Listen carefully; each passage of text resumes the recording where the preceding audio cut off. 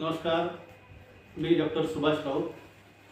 आज आपणास एका अशा व्यक्तीचा परिचय करून देणार आहे, जी व्यक्ती डॉक्टर बाबासाहेब आंबेडकर यांच्या जीवनामध्ये अतिशय महत्त्वाची होती। बाबासाहेबांवर खरं म्हणजे हजारो नव्हे लाखो लोक जीव ओवाळणारे होते, आपण जाणताच।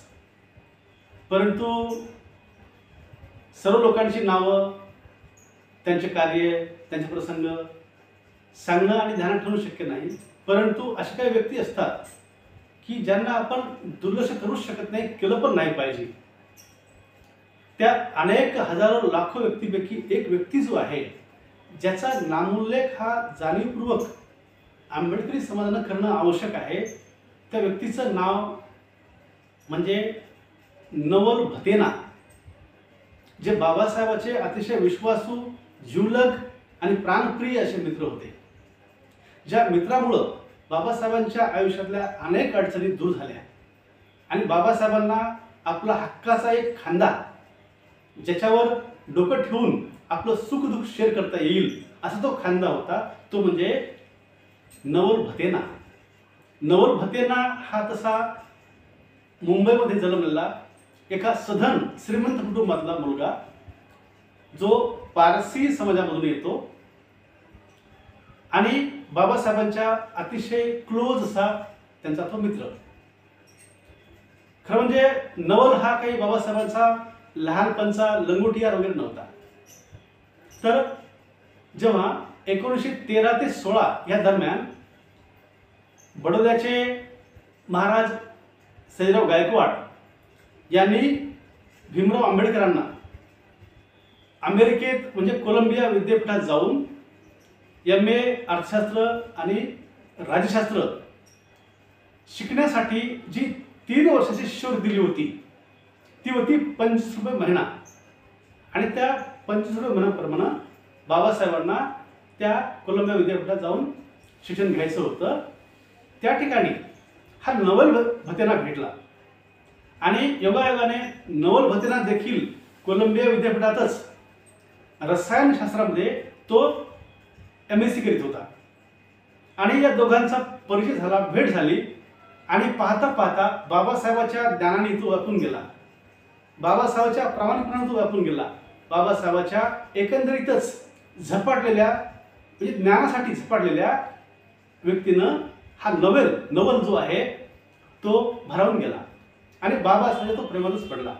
आणि बाबासाहेब देखील हा नवल जो मुलगा आहे, ज्याचा कधी परिचय नाही, पण ज्या पद्धतीने तो बाबासाहेबांशी वागायचा, त्याच्या मनात ना गरिबी, ना श्रीमंती, ना जात, ना धर्म, काहीच नाही, एक प्रांजळ मित्र। आणि पाहता पाहता त्या दोघांचं सूर इतकं चांगलं जुळलं की ते दोघं म्हणजे लिव्हिंगस्टन हॉल मध्ये दोघं रूममेट म्हणून राहिले आणि 2-3 वर्ष सोबत राहिले ते। आणि त्यांची मैत्री दिवसेंदिवस घट्ट होत गेली।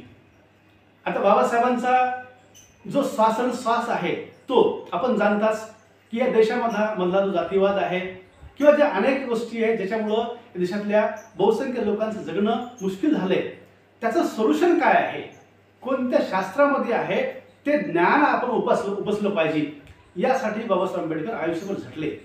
आणि ते करत असताना नवल भतेना हे सारं जळून पाहत होता की बाबासाहेबांची जी ओढ होती, ज्ञान मिळवण्याची जी काही लालसा होती, धडपड होती, त्याने ती जळून पाहिली आणि कळत नकळत तो भारावून गेला। आणि तो देखील आपणही भरपूर ज्ञान मिळवलं पाहिजे, बाबासाहेबांच्या पावलावर पाऊल टाकलं पाहिजे। आणि असं करता करता त्या दोघांची अतिशय घट्ट अशी मैत्री झाली। बाबासाहेब जेव्हा जेव्हा सुट्टी असायची तेव्हा तेव्हा कोलंबियामध्ये जे काही मोठे मोठे बुकस्टॉल असायचे, बुकस्टॉल, त्या ठिकाणी जाऊन 3-3, 4-4 तास नवे पुस्तक शोधायचे, ग्रंथ शोधायचे, ज्याच्यामध्ये समस्यांचे उत्तर असतील असे ग्रंथ शोधायचे। आणि मग त्यांच्यासोबत हा नवल सुद्धा असायचा। आणि मग या दोघांना ती नवीन ग्रंथ घेण्याची आवड आणि मग त्यानंतर रूमवर आल्यानंतर अनेक विषयांवरची चर्चा, अर्थात चर्चा करत असताना आणि मित्र म्हटल्यानंतर वादविवाद होणं स्वाभाविकच आहे।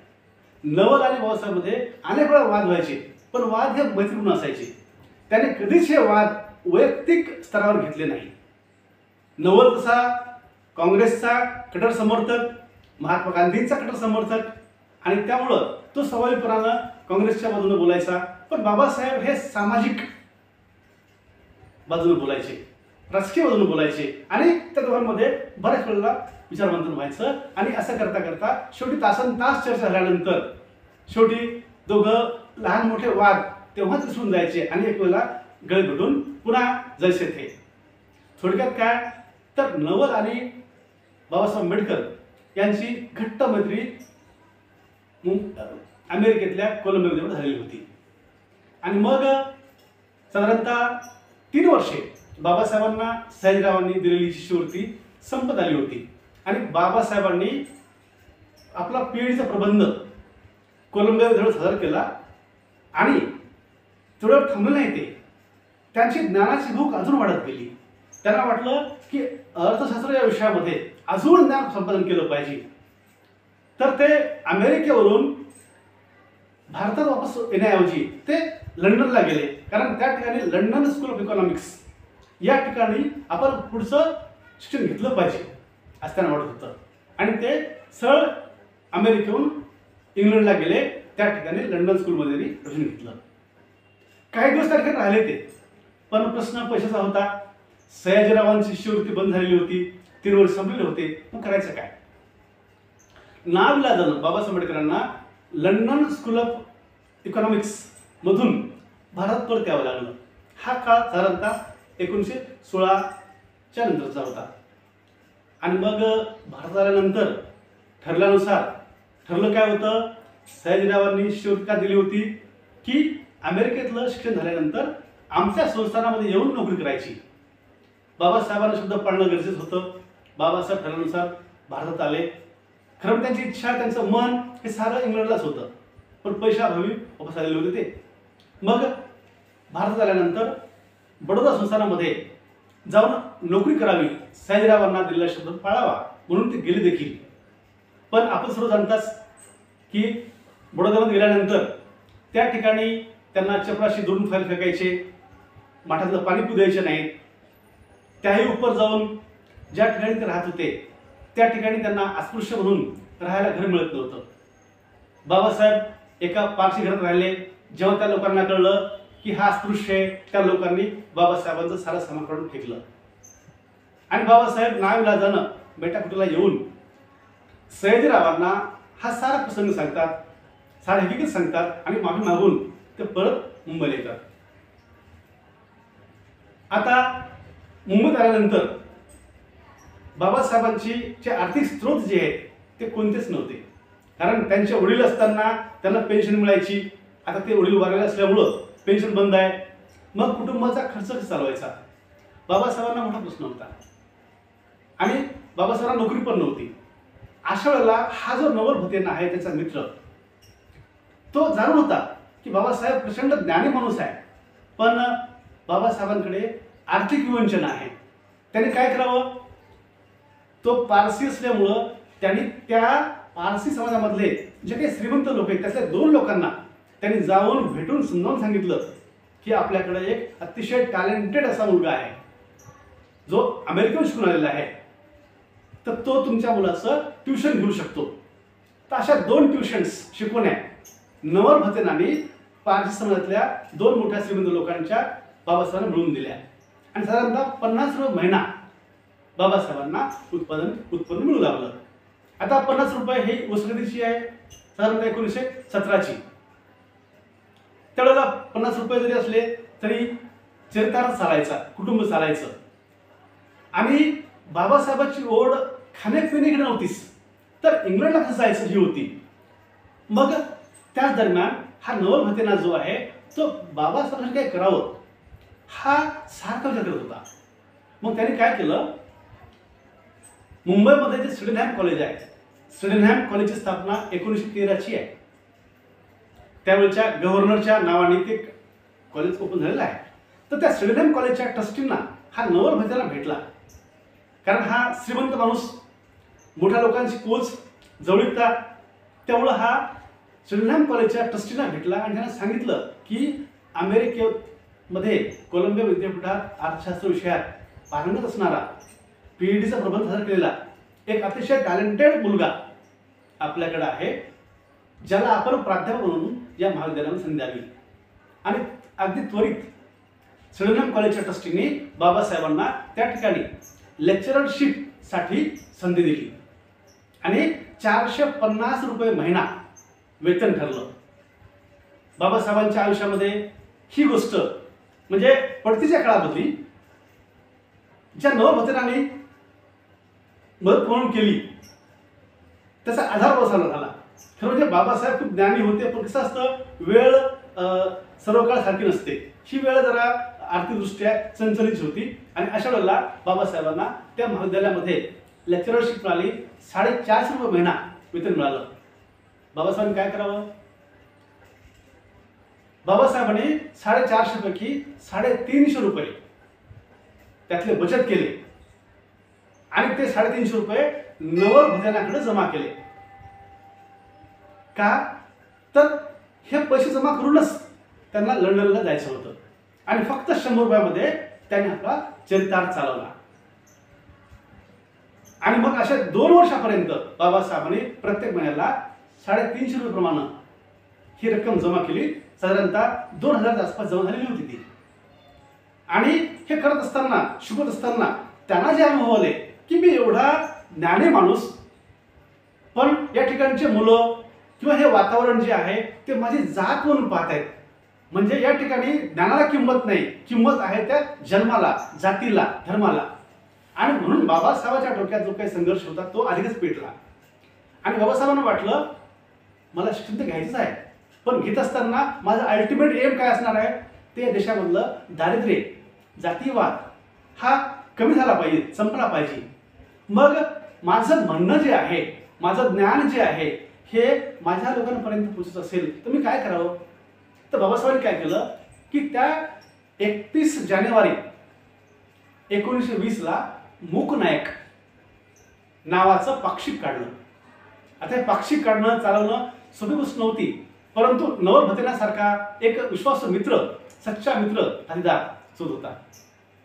त्यांचा सल्ला घेतला, एकमेकांनी सल्ला उचलत केली आणि नवलनं सांगितलं की येस मी मदत करेन. आणि बाबासाहेबांसोबत असे अनेक हद्दार होतेच. तर बाबासाहेब आंबेडकर त्यावेळेला सिडनम कॉलेजमध्ये प्राध्यापक असल्यामुळं त्यांना त्या मूकनायक पक्षिकाचं संपादक होता नाही आलं. त्यांनी काय करावं? पांडुरंग भटकर यांना संपादक केलं. काम सारं आणि बाबासाहेब करायचे, परंतु त्यांना संपादक केलं आणि मूकनायक हे पाक्षिक सुरू केलं. कारण आपला विचार जर समाजापर्यंत न्यायचा असेल तर पंख असणारं एखादं पत्र असावं लागतं, वृत्तपत्र. ते बाबासाहेब निर्माण केलं. कारण पंख एखाद्या समाजाची प्रगती असेल किंवा चळवळ असेल तर आणि त्या चळवळीला जर एखादं वृत्तपत्र नसेल तर ते पंख छाटलेल्या पक्षप्रमाणे असतं. आणि त्यामुळं बाबासाहेबांनी काय केलं? हे पाक्षिक सुरू केलं. आता पाक्षिक सुरू केलं यावेळेला शाहू महाराजांनी देखील मदत केली होती. हा प्रसंग आपण केव्हा ते पाहूयात. पण सध्याला नवल भतेना यांनी याला मदत केलेली होती. आणि बाबासाहेब हे फार करारी स्वाभिमानी असल्यामुळं ते कुणाचे पैसे असे घेणार नाहीत. म्हणून नवलने काय करावं? त्यावेळेची गोदरेज कंपनी जी आहे, गोदरेज हे पारसी फार प्रचंड श्रीमंत त्यावेळेला, म्हणजे 100 वर्षापूर्वी गोदरेजचं नाव खूप अजूनही आहे.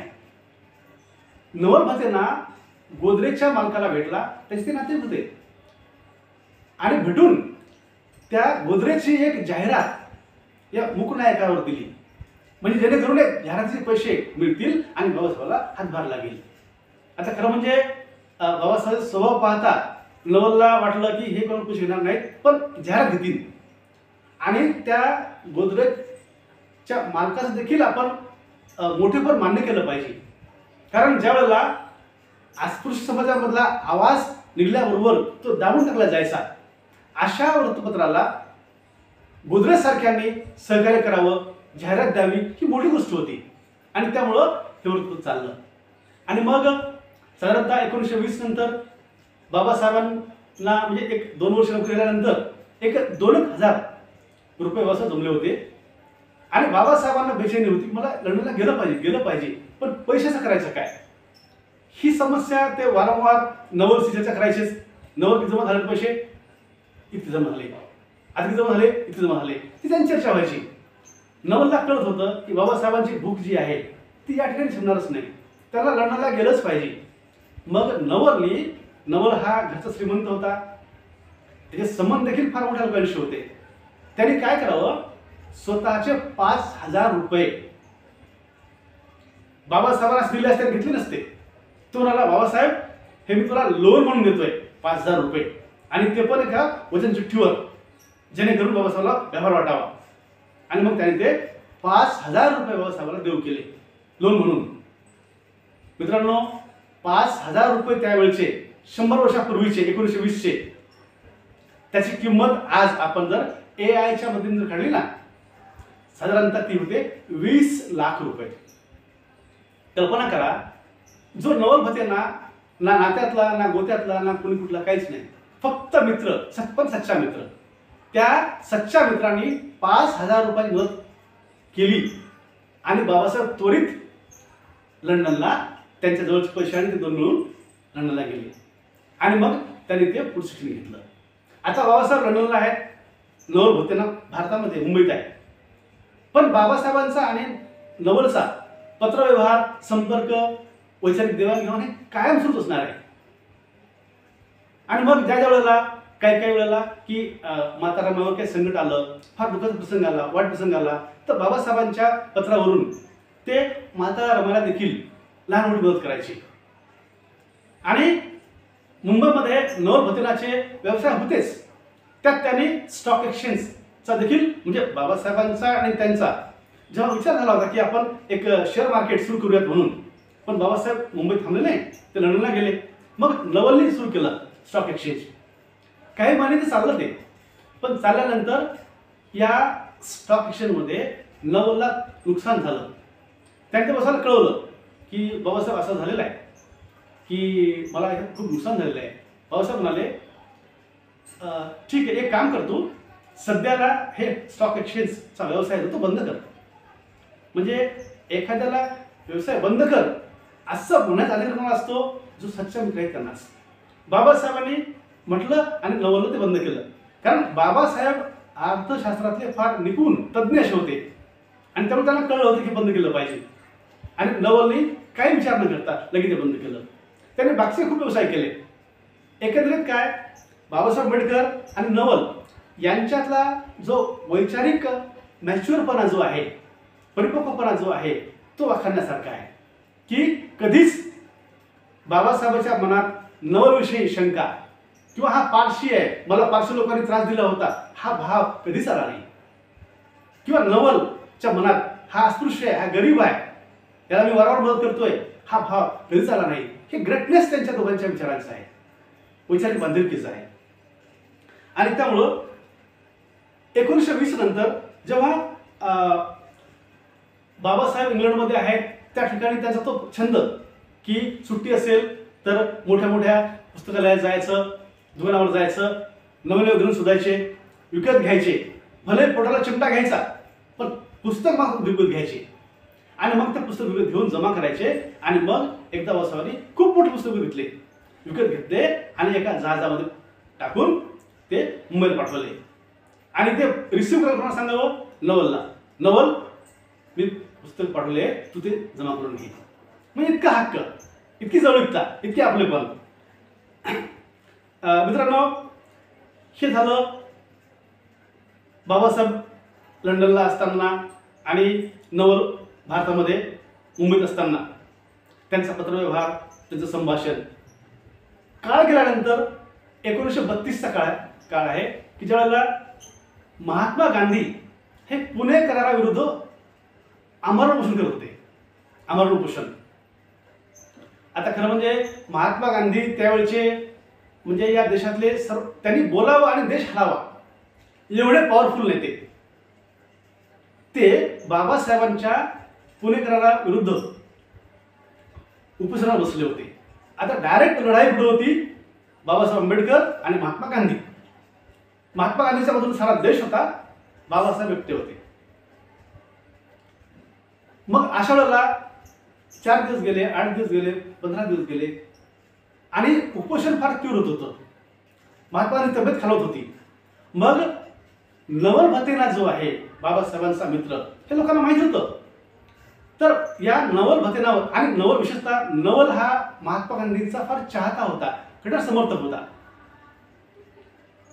तर मग नवल भतेना ज्या मुंबईत राहायचा, त्याच मुंबईत त्याच पारशी समाजामधले एक व्यक्ती सर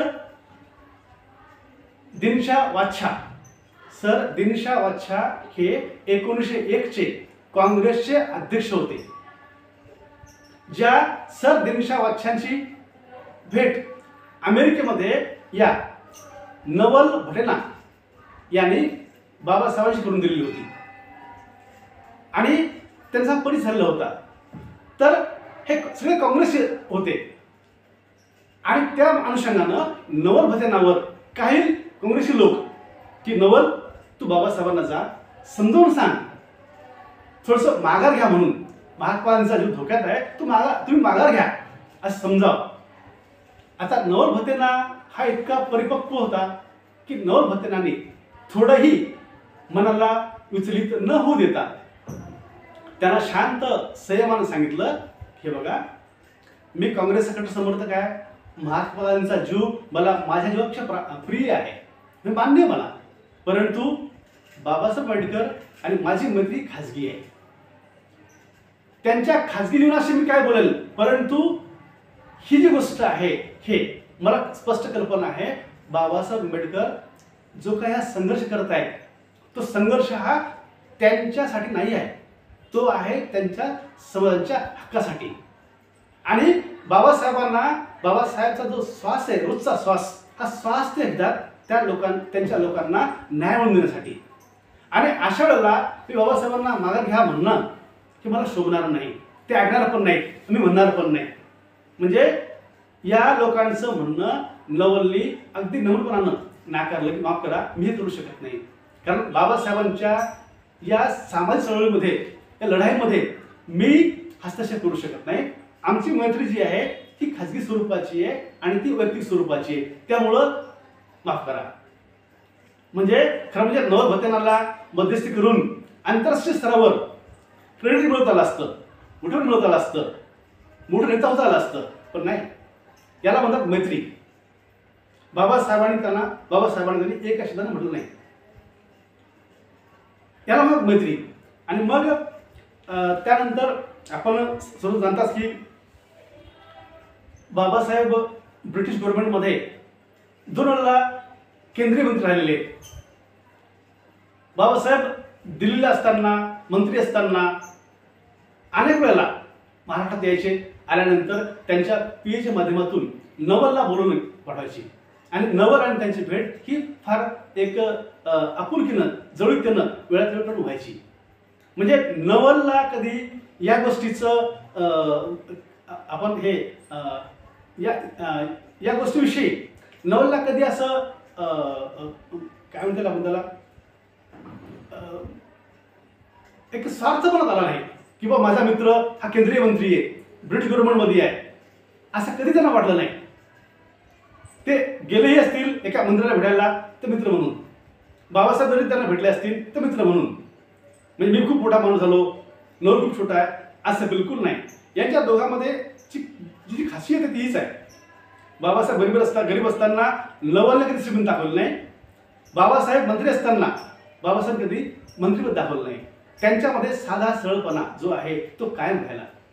आणि हे करत असताना बाबासाहेब, जेव्हा हा काळ साधारणतः 1948चा आहे की बाबासाहेबांना शुगर असल्यामुळं वारंवार दवाखान्यात जावं लागायचं, इंजेक्शन घ्यायला लागायचे आणि मग डॉक्टरांशी वारंवार संपर्क लागायचा. तर सामाजिक स्तरावर अनेक लोकांनी सुचवलं होतं की आपण विवाह करा आणि मग तो विवाह नंतर झालाही. पण त्या दरम्यान बाबासाहेब आंबेडकरांनी नवल भतेनाशी संपर्क केला, त्यांची चर्चा केली आणि कार्य असं करावं का, केलं कसं राहील, त्याचा सल्ला जरूर घेतला होता. म्हणजे नवल भतेना हा इतका महत्त्वाचा बाबासाहेबांचा सच्चा मित्र. त्याचबरोबर